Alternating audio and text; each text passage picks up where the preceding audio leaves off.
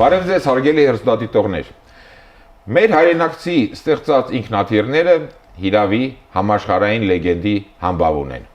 Հայորդիներ հաղորդաշարի այսօրվա հաղորդումը նվիրված է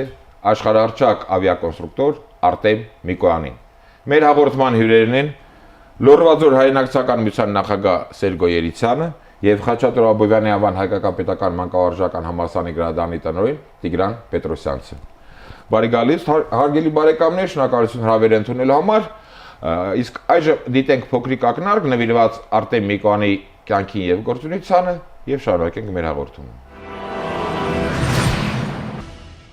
Աշխարհահռչակ ավիակոնստրուկտոր Արտեմ Անուշավան Միկոյանը ծնվել է 1905 թվականի օգոստոսի 5-ին Լոռու մարզի Սանահին գյուղում։ 1924-ից 28 թվականներին Մոսկվայում խառատ է աշխատել։ 1928-ից 30 թվականներին ծառայել է բանակում, ուսանել զինվորական դպրոցում։ 1931-ից 37 թվականներին սովորել է Ժուկովսկու անվան ռազմաօդային ինժեներական ակադեմիայում։ 1938 թվականից Գուրևիչի հետ զբաղվել է ինքնաթիռների նախագծմամբ։ Հիմնել է եւ ղեկավարել ՄԻԳ կոնստրուկտորական բյուրոն։ Մահացել է 1970 թվականի դեկտեմբերի 9-ին։ Թաղվել է Մոսկվայի Նովոդևիչյան գերեզմանատանը։ Համաշխարհային համբավի արժանացած նրա ստեղծած ՄԻԳ ռազմական ինքնաթիռները վճռորոշ դերակատարություն են ունեցել հայրենական մեծ պատերազմի տարիներին եւ Խորհրդային Միության ռազմաօդային ուժերի հզորացման գործում։ Դրանցով գրանցվել է 55 համաշխարհային ռեկորդ։ Արտեմ Միկոյանը Անաստաս Միկոյանի կրտսեր եղբայրն է։ Եղել է ինժեներատեխնիկական ծառայության գեներալ-գնդապետ, ԽՍՀՄ Գիտությունների ակադեմիայի ակադեմիկոս, սոցիալիստական աշխատանքի կրկնակի հերոս, Ստալինյան մրցանակի 6-ակի եւ Լենինյան մրցանակի դափնեկիր եւ ԽՍՀՄ Գերագույն խորհրդի падգամավոր։ Մոսկվայում եւ Երևանում նրա անվամբ անվանակոչել են փողոցներ։ Երևանում թիվ 166 դպրոցը, ԽՍՀՄ-ում, Հայաստանում եւ Ռուսաստանում թողարկվել են նամականիշներ, Հայաստանում հուշադրամ։ Ծննդավայր Սանահինում հիմնվել է Միկոյան եղբայրների տուն-թանգարան։ Պարոն Երիցյան, ոչ միայն մեր, այլև ինձ թվում է համաշխարհային պատմության մեջ էլ եզակի երևույթ է, որ մի ընտանիքից, ընդ որում մի հեռու գյուղից դուրս եկած երկու եղբայր, թե Խորհրդային Միության, թե ամբողջ աշխարհի մասշտաբով այդպիսի հանրային ճանաչում եւ հռչակ են ձեռք բերել, նկատի ունեմ Անաստաս Միկոյան, Արտեմ Միկոյան կամ Անուշավան Միկոյան, ինչպես նրա իսկական անունն է։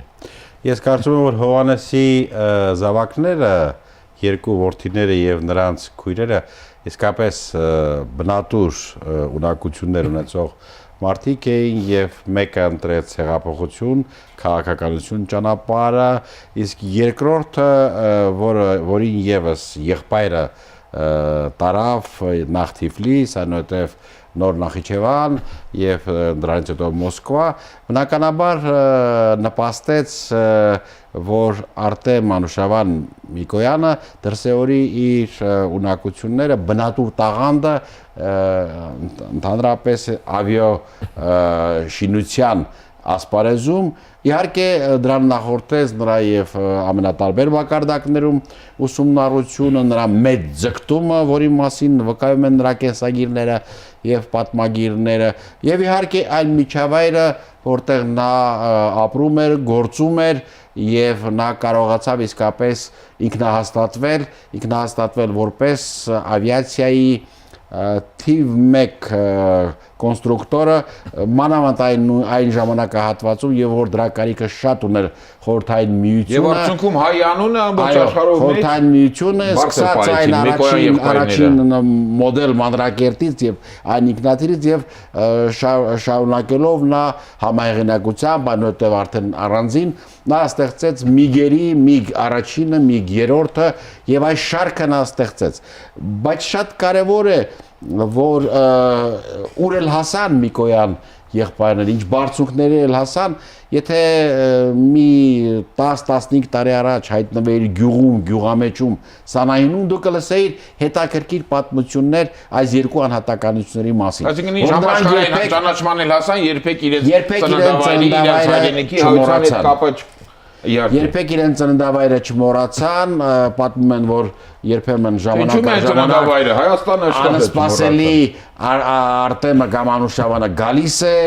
էր նվերներով, գալիս էր իրենց հետ ուտում խմում էր, նստում էր, խոսում էր։ Ես անձամբ ականատես եմ եղել, թե ինչպես Հովհաննես Թումանյանի ծննդյան 100-ամյակի տոնակատարությունների ժամանակ եկավ Հայաստան Անաստաս Միկոյանը, ոչ միայն այցելեց նա դսեղ, այլև եղավ նաև իր ծննդավայրում։ Եվ ասում են, ես այս պահին կարող եմ ոչ լիովին դա հաստատել, նա հանդիպել է նաև իր մանկության ընկերներին։ Նա ասում էր, որ ավանդույթը չպետք է խախտել եւ հանդիպել է նաև իր մանկության ընկերներին։ Եվ Լորվա աշխարհը այս երկու քաղաքական հետաքրքիր գործին եւ ավիակոնստրուկտորին այդ բնատուր տաղանդը տվել էր եւ նրանք կարողացան վերադարձնել։ Ես այստեղ մի պատմություն եմ ուզում պատմել, որը այդ պատմությունը մի քիչ ուշ կպատմեք, պարոն Երիցյան, խնդրում եմ հիշեք, պարոն Պետրոսյան, Պաստորեն Արտեմ Միկոյանը ոչ միայն խորհրդային միության, այլև ամբողջ աշխարհում համարվում է ռեակտիվ ավիացիայի հիմնադիրներից, մարտական այդ զինվորական ավիացիայի հիմնադիրներից եւ Միկոյան եւ Գուրևիչ այդ միգ ինքնաթիռները, ինչպես ընդունված է անվանել, միգ արդեն բրենդ է դարձել, համաշխարհային բրենդ։ Ես պարզապես պիտի մի փոքր լրացում անեմ պարոն Երիցյանին։ 1800 թվականին Արցախից Սանահին տեղափոխված ընտանիքում է ծնվել Անուշավան Միկոյանը։ Եվ երբ տանից հեռացել է նրա ավակ եղբայրներից մեկը, Անաստասը, նա այդպես էլ հետո չի վերադարձել եւ նա չեղավ եղբոր Թիֆլիս տարողը։ Նրան Թիֆլիս ուղեկցեց մայրը։ Եվ իրենց ավակ եղբայրը Երվանդը նրան մի խորհուրդ տվեց. դու մեր գյուղից տանում ես ամենածանր նվերը, տանում ես պատվախնդրություն, տանում ես մեր եկեղեցիները, տանում ես մեր ընտանիքի պատիվը։ Եվ սրանք են, որ պիտի լինեն այն արժեքները, որ դու կրելու ես։ Այդ արժեքներին հավատարիմ եւ այդ արժեքներին հավատարիմ պատանին Թիֆլիսում ավարտեց ուսումնարան, ավարտեց նաև ակադեմիան, որը կրում էր իր հիմնադրի անունը, ռուսական ավիացիայի հիմնադրի անունը։ Եվ 1937 թվականին մուտք գործեց թիվ 1 գործարան։ Այն ժամանակ ավիացիոն գործարանները այդպես էին ճանաչվում։ Այստեղ էր, որ նա ընդամենը 3 տարում 1940-ին արդեն դարձավ գլխավոր կոնստրուկտոր։ Եվ այս 1940-ին էլ նա ստեղծեց MiG-3 ինքնաթիռը, որ ժամանակի հզորագույն ինքնաթիռներից մեկն էր։ Այնուամենայնիվ ինչ կատարվեց MiG-3-ի հետ։ 1941-ի նախօրյակին սերիական արտադրությամբ թողարկվել էր մոտ 3000 MiG-3 եւ դրանք սահմանային բոլոր զորամասերում կանգնած էին օդանավակայաններում։ Պատերազմի անակնկալ սկսվելը, անակնկալ ռմբակոծությունների հետևանքով MiG-երի ընտանիքը մեկ անգամից զրկվեց այդ ինքնաթիռներից եւ պահպանվել էր մոտ 60 ինքնաթիռ, որոնք էլ մասնակցեցին միմիայն գոնե Մոսկվայի երկնքի պահպանությանը։ Այնուամենայնիվ 41 թվականի վերջին նրան արգելեցին MiG-երի վրա աշխատելը։ Եվ մինչև 1945 թվականը նա տարբեր անուններով ի այսինչ, եսը այսինչ, այնինչ մի քանի ինքնաթիռներ պատրաստեց, որոնք չգործարկվեցին եւ սերիական արտադրություն չիջան, որովհետեւ սրանց արդյունքում էր, որ ծնվեց MiG-9։ Սա ժամանակի հզորագույն ինքնաթիռներ ռմբակոծիչը բոլոր MiG-երի այդ չեն կարող հատուկ առանձին անդրադառնալ, պարոն Պետրոսյան, շարունակենք։ Պարոն Երիցյան, դուք այդ ուշագրավ ինչ որ պատմություն ասացիք, Ես այդ ուշագրավ պատմությունը հետևյալի մասին է Անտոն Քոչինյանը նույն Միկոյանների հայրենակիցը բնականաբար շատ ջերմ բարեկամություններ նրանց հետ եւ ոչ միայն նրանց հետ, այլև Մոսկվայում ապրող Արմանի մարդկանց հետ եւ ժամանակին Եվս ինչ-ինչ խնդիրներ էին առաջ գալիս Հայաստանի Հանրապետության հետ կապված եւ այդ խնդիրները պետք է իրենց լուծումներն ստանային եւ շատ դեպքերում Հայաստանի Կոմկուսի կենտրոնի առաջին քարտուղար ասում էր որ իմ ուժերից վեր էր դառնում այդ խնդրի լուծումը ֆինանսական, տնտեսական եւ այլ խնդիրներ եւ անհրաժեշտություն էր լինում մեր հայրենակիցների որոշակի միջամտությունը այն ժամանակվա գլխավոր քարտուղարի Լեոնիդ Իլիչ Բրեժնևի մոտ եւ ասում է ես արդեն հստակ գիտեի որ եթե խնդիրը այսպես կոչված թեթև ծանրության է, ապա ես կարող էի դիմել օրինակ Բաղրամյանին եւ Բաղրամյանը իսկապես կարող էր այդ խնդիրը ուրեմն արագ լուծել։ Եթե խնդիրը միջին ծանրության էր, շատ էի դիմում հաճախակի Անաստազ Միկոյանին, դիմում է Անաստազ Միկոյանին։ Իսկ եթե խնդիրը գեր խնդիր էր եւ ոչ ոք ռիսկ չէր անի դիմի գլխավոր քարտուղարին, ասում էր միակ մարդը որ կարող է լուծել դա Արտեմ Միկոյանն է, որովհետեւ Արտեմ Միկոյանի խոսքը ոչ ոք գետին չէր գցում, ոչ ոք նրա խնդրանքին ոչ չէր ասում։ Եվ նա ինչպես կարող է ոչ ասել, եթե նա թվարկումին միգեր նվիրել։ Եվ թվարկում են բազմաթիվ խնդիրներ, որոնց լուծման գործում հենց Արտեմ Միկոյանը փաստորեն միջնորդել է եւ այդ խնդիրները Հայաստանի համար լուծվել են կանաչ ճանապարհ է բացել։ Այսինքն այս մարդիկ նվիրյալներ էին, տարբեր գնահատականներ կան, տարբեր մոտեցումներ կան նրանց փոխհարաբերությունները Հայաստանի եւ մեր ժողովրդի հետ կապված, բայց նրանք նվիրյալներ էին, ապրում էին Մոսկվայում, բայց ինչպես նաեւ մի անգամ գրել է Արտեմ Միկոյանը, որ ես ապրում եմ անգամ իմ Սանահին գյուղով, այսինքն այդ մարդկանց, ինչպես ասում են, սիրտը, հոգին, էությունը գտնվում էր Հայաստան աշխարհում եւ իրենց ուրեմն փոքր հայրենիքում լորվա աշխարհում։ Պարոն Պետրոսյան, դուք արդեն Միգելի մասին հիշատակեցիք, ձեր թույլտվությամբ Անդրեյ Տուպոլևի մեկ ուրիշ հայտնի ավիակոնստրուկտորի գնահատական ասեմ, նա ասում են շատ բծախնդիր եւ խիստ մարդ եղել եւ 1000-ից մեկ է որ ինչ որ որից մեկի գովացել է, նա ասել է անկասկած MiG-15-ը աշխարհում լավագույն ինքնաթիռն է եւ իդեպ նաեւ այս MiG-15-ը արդեն ինքնաթիռաշինության պատմության մեջ ամենաշատ արտադրված կամ ամենամասսայականն է։ Ամենամասսայականն է ոչ միայն մեկ տարբերակով, այլ 9-ից ավելի տարբերակներով MiG-15 է արտադրվել։ MiG-15-ը իր հզորությունը ցուցադրել է կորեական պատերազմում, MiG-15-ն էր, որ փրկեց Եգիպտոսը Ասուանի հետ կապված խնդրի ժամանակ, եւ Նասերը ասել է, որ միգերն էին, որ Եգիպտոսը պահպանեցին որպես Եգիպտոս։ Դե դրա համար երևի Բրեժնևի մոտ Արտեմ Միկոյանի խոսքը միշտ անցել է։ Բոլոր դեպքերում ռեակտիվ առաջին ինքնաթիռը MiG-15-ը, երբ նույն ավիակոնստրուկտորին Ստալինը հարցրել է, որ ինքնաթիռն է, որ պիտի սերիական ռազմական ինքնաթիռներից թողարկման ենթարկվի, նա միանշանակ ասել է MiG-15-ը 41-ին դա Իլյուշինի ինքնաթիռն էր եւ արդեն 47-ին MiG-15-ն էր Միկոյանը։ Եվ դրա հետ կապված Միկոյանն էր, որ երբեք չկանգնեց ստեղծած որևէ մեքենայի վրա, որևէ ինքնաթիռի վրա։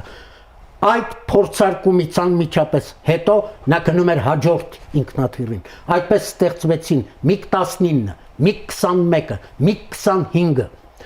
Այս ինքնաթիռներից Պարոն Պետրոսյան, ձեր ասած MiG-25-ի հետ կապված ձայնի արագությունը ձայնի արագությունը գերազանցող հասկանալի չէ շատերիս համար, սակայն վերջ ինքնաթիռը այդ ձեր ասած MiG-25-ը ձայնի արագությունը 3 անգամ գերազանցող ինքնաթիռ էր։ MiG-25-ը եզակի ինքնաթիռ էր ժամանակի մեջ, որովհետև արդեն ինքը գերձայնային ինքնաթիռ էր։ Եթե Միկոյանը ստեղծեց առաջին ռեակտիվ ինքնաթիռը, ստեղծեց առաջին ձայնին գերազանցող ինքնաթիռը, նա իր առաջ խնդիր դրեց ստեղծելու գերձայնային, այսինքն ավելի հզոր ինքնաթիռ ստեղծելու խնդիրը դրեց, այս անգամ արդեն ոչ թե ալյումինը դարձավ ինքնաթիռի կառուցման ենթանյութ, այլ ստեղծվեց չժանգոտվող պողպատ հատուկ ձուլվածքի, որով պատրաստվեց MiG-25-ը։ MiG-25-ը 50-ից ավելի ռեկորդներ է գրանցել, բարձրությունը համաշխարհային ռեկորդներ, բարձրությունը հասել է մինչև 34 կիլոմետրի, արագությունը անցել է 3010 կիլոմետրից, քաշը իջեցվել է մինչև 8000 կիլոգրամ, երբ ֆրանսիական, անգլիական, ամերիկյան նույն տիպի ինքնաթիռների քաշը 9000 կիլոգրամից ավելի էր եւ նրանց արագությունը միշտ զիջել է միգերի արագությանը, որ ընտանիքին էլ, որ թվականի մեջ պատրաստվել են, դրանք եղել են ժամանակի հզորագույն ինքնաթիռները եւ կարեւորագույն խնդիր կատարող ինքնաթիռներ։ Եվ այդ առումով ամենևին պատահական չէ, նույնիսկ օրինաչափ է, որ Արտեմ Միկոյանը արժանացել այն ժամանակվա ԽՍՀՄ ամենից բարձրագույն գնահատականներին պարգևների, գեներալ գնդապետ Արտեմ Միկոյանի գնահատականները պիտի դիտել նրա կատարած գործի արդյունքի մեջ 7 անգամ արժանացել է պետական մրցանակի, երկու անգամ արժանացել է սոցիալիստական աշխատանքի հերոսի կոչման, իսկ եզակի դեպք է իրենից զատ էլի երկու հայեր, Բաղրամյանը եւ Քոչարյանն են կրկնակի հերոսի կոչման ռազմական բնագավառում արժանացել, ստացել է Լենինյան մրցանակ, 57 թվականին նրան ընտրել են առանց դոկտորի կոչման Խորհրդային Միության Գիտությունների Ակադեմիայի թղթակից անդամ եւ հետո արդեն նրան ընտրել են ակադեմիկ, շնորհելով նաեւ այդ նույն տարում դոկտորի կոչում, որտեղ նա գիտության մեջ է կատարել այն խնդիրները, երբ 1000 կիլոմետրից ավելի արագության դեպքում կա օդի այնպիսի տատանում, որը թույլ չի տալիս ինքնաթիռին այդ պատը հաղթահարել։ Այն խնդիրը, որ դրել էր իր առաջ Միկոյանը, դա բացարձակ նոր գիտություն ստեղծելու խնդիր էր եւ նրա դոկտորի կոչումը շնորհվեց հենց գիտական առումով կատարած նրա նվաճումների համար, նաեւ զինվորական կոչումները, եւ գեներալ-մայոր, եւ գեներալ-լեյտենանտ, եւ ի վերջո իր բնագավառում գեներալ գնդապետ։ Ինձ համար միշտ զարմանալի մի բան է, այո, գյուղում ծնված երեխան, որ ընդամենը մի անգամ ձի էր քշել, հետո այդ ձիուն նկարագրով ստեղծեց MiG-19 MiG-ը, ինքնաթիռը, եւ զարմանալին այլ խնդիր է, որ Արցախի հողում ծնված Խամփերյանցը պիտի դառնար առաջին հայը, որ մարշալի կոչման էր արժանանում, դա 1944 թվականին, մեր մարշալները հետագայում են այդ կոչումները ստացել, եւ իր բնագավառում կոնստրուկտոր Միկոյանը արժանանում է այդ բնագավառի բարձրագույն գեներալ գնդապետի կոչման։ Սրանք կոչումներ են, որ հենց այնպես չէին կարող շնորհվել մեկին կամ մյուսին։ Խորհրդային Միության ավիակոնստրուկտորները դրանք խիստ հայտնի անձեր էին, եւ այդ անձերի մեջ մշտապես պատվավոր արժանի տեղն ունի Արտեմ Միկոյանը։ Եվ իր տեղը պատվավոր այդ հնգյակում մշտապես ունեցել է Արտեմ Միկոյանը։ Հենց նրա արժանինքների, նրա արդեն կանխատեսումների շնորհիվ էր հետագայում ծնված MiG-27-ը եւ MiG-31-ը, սրանք արդեն իհարկե իր մահից հետո են պատրաստվել, բայց պատրաստվել են նրա բյուրոյում եւ նրա անվան բյուրոյում արդեն իր անունով էլ կոչվել են։ Այդ ինքնաթիռները այսօր էլ արդեն դեմոկրատական Ռուսաստանի, այսօր էլ արդեն անկախ Հայաստանի օդային տարածքը պահպանող ինքնաթիռներ են, որոնք նաեւ գործողությունների մասնակից դարձան, երբ մենք Արցախյան պատերազմն էինք։ Այդ հարցին առանձին կանդրադառնանք։ Պարոն Երիցյան, դուք արդեն ասացիք Արտեմ Միկոյանի հետ կապված օգտագործեցիք նվիրալ եւ բնատուր այդ տաղանդ արտահայտությունները, պարոն Պետրոսյանն էլ հետաքրքիր ուշագրավ կերպով նկատեց, որ աշխարհից մի կտրված գյուղում, Սանահին, Խեղճուկրակ գյուղում մի պատանի, որը հոտաղ էր, հովիվություն էր անում, գաղափար անգամ չուներ ավիացիայի մասին եւ դարձավ այդ աշխարհարչակ ավիակոնստրուկտոր։ Հարցը պատասխանելուց առաջ ձեզ թույլտվությամբ դերցեմ հենց Արտեմ Միկոյանի հետեւյալ խոսքը, ինձ հաճախ են հարցնում, թե ինչն է ամենակարևորն ավիակոնստրուկտորի գործում։ Ինչն է նրան պետք ինքնաթիռներ ստեղծելու համար։ Ես այդ հարցին մի պատասխան ունեմ։ Նրան անհրաժեշտ է երազելու կարողությունը։ Եվ երևի թե լորվա ձորերը այդ պատմական Սանահին գյուղը, Սանահինին մերձ գտնվող Սանահինի վանական համալիրը, Հաղպատի վանական համալիրը եւ ընդհանրապես այդ տարածաշրջանը անկասկած միշտ աշխարհին տվել են երազողներ, աշխարհին տվել են որոնողներ։ Դրանց մեծ երազների եւ այդ երազներին հասնելու ամեն մեկ իրենց բնակավարում ոչ մի բանի սկսած հասնել։ սկսած Հովանոզնեցի իմաստասեր կաթողիկոսից եւ ավարտած մենք հասնենք մինչև Թումանյան եւ հասնենք մինչև Արտեմ Միկոյան, այսինքն գենետիկորեն ինչ որտեղ բնության կողմից այս մարդիկ կարծես թե անտեսանելի դաստիարակություն էին ստանում այն միջավայրով, որ կար այդ աշխարհում։ Եվ այդ միջավայրը ոչ միայն ծնում էր, այլև սնում էր եւ հնարություն տալիս, որպեսզի այս մարդիկ կարողանան զարգանալ։ Կենսագրությունը որ քիչ առաջ այստեղ պարոն Պետրոսյանցը ներկայացրեց, ուրեմն եթե փորձենք կենսագրությունը մանրամասնել, մենք կտեսնենք, որ փականագործ, չգիտեմ, շարունակելով ամենատարբեր ոչ մի տեղ կանգ չարան այս մարդիկ, որովհետև նրանք ամեն մի գործ արեցին պատվով եւ արժանապատվությամբ, ամեն մասնագիտություն յուրացրին այդպես, որպեսզի տեսնեին, հասկանային, ընկալեին, թե որն է լինելու իրենց առաքելության հաջորդ քայլը։ Այս մարդիկ երբ գուցե զգում են, որ իրենք առաքելություն ունեն տվյալ պարագայում խորհրդային միության համար, նաև իրենց ժողովրդի համար, եւ այդ առաքելությունը պետք է անպայման իրականություն իրենք դարձնեին։ Եթե պետք էր ուրեմն փականագործ պետք է լինեն։ Եթե պետք է գնային Դոնի Ռոստովում, չգիտեմ, տարբեր գործարաններում ինչ աշխատանքներ անեն։ Եթե պետք էր նրանք պետք է ծառային բանակում լինեին իսկապես բանակի գործիչներ, հասնելու համար պետք է նվիրալ լինեին։ Այո, այս բոլորը կարծես թե գենետիկորեն փոխանցվում էր եւ այդ ամենը եւ Միկոյանների պարագայում եւ մեր ժողովրդի շատ զավակների Պարագայում Հովանես Բաղրամյանի եւ մյուսների, եթե նրանց գերդաստանների պատմությունը մենք ուսումնասիրում ենք, որ տեսնում ենք, որ նրանք գենետիկական առումով շատ հարուստ գերդաստաններից են, ազնվականական հզոր լիցքեր ունեցող գերդաստաններից են, որը այդ հիմքը կարծես թե նախապատրաստում է եւ գալիս է, որ սերնդի մի հատվածում այդ պորտկումը պետք է լինի։ Երևի թե մենք Արտեմ Միկոյանին համարենք Միկոյանների գերդաստանի ամենամեծ պորտկումը, չնայած Անաստաս Միկոյանը, որը եղել է խորհրդային միության ղեկավարը, հայ առաջին ղեկավարը, որը եղել է երկրի նախագահ, նա է եղել լինելով խորհրդային միության գերագույն խորհրդի նախագահ։ Բայց նրա կողքին եղել է իր եղբայրը, որը հեղափոխություն է սկզբունքորեն իրականացրել ավիաշինության բնագավառում եւ հավասարի հետ փորձել է մրցակցել անգամ